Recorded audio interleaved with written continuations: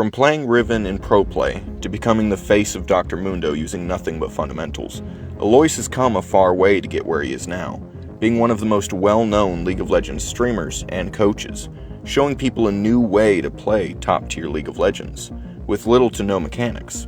But what you might not have known is what it took to get here, because success like this doesn't come quickly.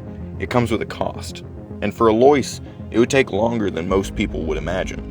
While his friends were outliving their college years, Alois was alone, day in and day out, sitting in front of a camera, streaming to almost no one. For years, his reality was numbers so low that they didn't even register. 5 viewers, 10 viewers, seemingly impossible to gain any sort of traction. But the real question is, what exactly did it take to get here?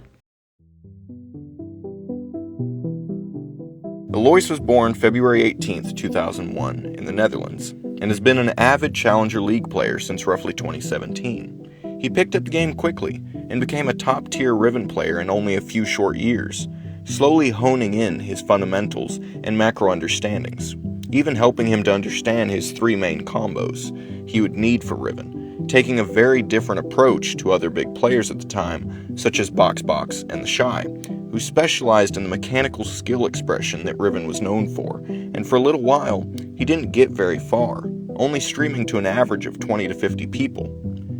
That was until 2020, when he would be picked up by SK Gaming, starting a professional career out of League of Legends, and helping his viewership reach closer to an average of 100 viewers.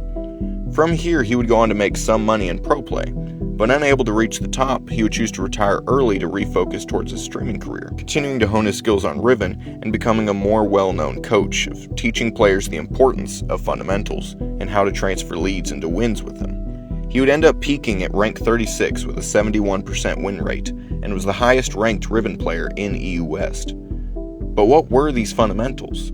With Riven, she has a very strong level 1 that he would try to utilize to build leads quickly, often building it within the first 4 waves, as he believed that will show the outcome of the lane. He would try to get leads in any way he could.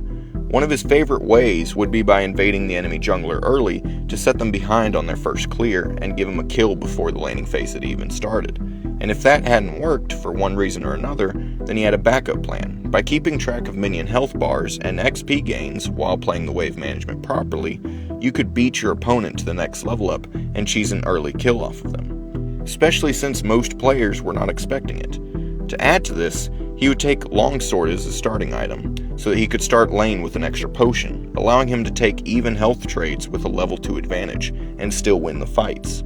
From here, Riven's kit and snowballing potential made it easy for him to take over teamfight and close out games off of these early leads. But all of this would lead to something else, because as he would gain streaming success in 2023, in 2024 he would find something that would blow his career up: Dr. Mundo.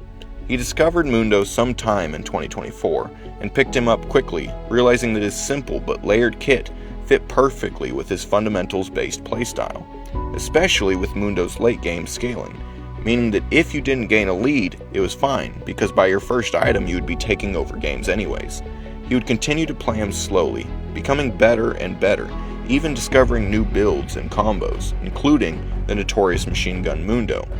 By building Titanic Hydra, you could auto-attack, cast E to reset your attack, and then press Titanic Hydra's active to reset your auto-attack again, allowing you to do obscene levels of damage in less than a second, allowing you to one-shot squishies while still having more than 7,000 HP, giving him notorious status as the boogeyman of top lane. Combining this with Dr. Mundo's insane split-pushing capabilities, it was the perfect storm to help launch his streaming career, allowing him to go from only a few hundred to over 15,000 live viewers overnight.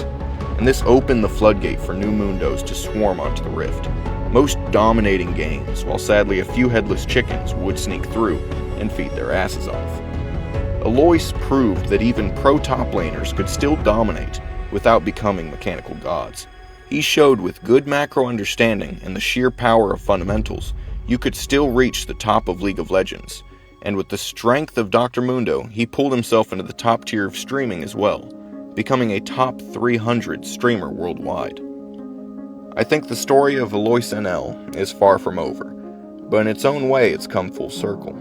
From the late nights of streaming to only a few viewers, thinking he would never make it, to now living the exact way he's always dreamed. He's always been one thing, a connoisseur of fundamentals. And that is how AloisNL rewrote top lane.